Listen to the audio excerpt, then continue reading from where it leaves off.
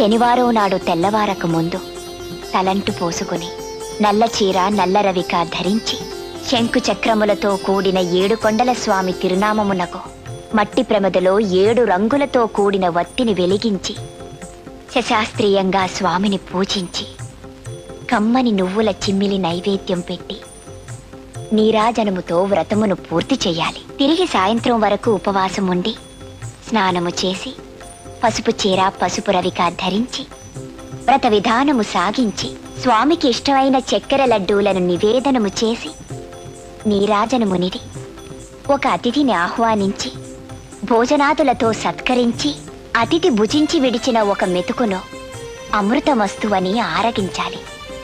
అప్పటికి ఆనాటి శనివార వ్రతం పూర్తవుతుంది. ఈ విధంగా 7 శనివారములు వ్రతమును చేసినచో ఉద్దేశించిన సత్ఫలమును పొందగలరు.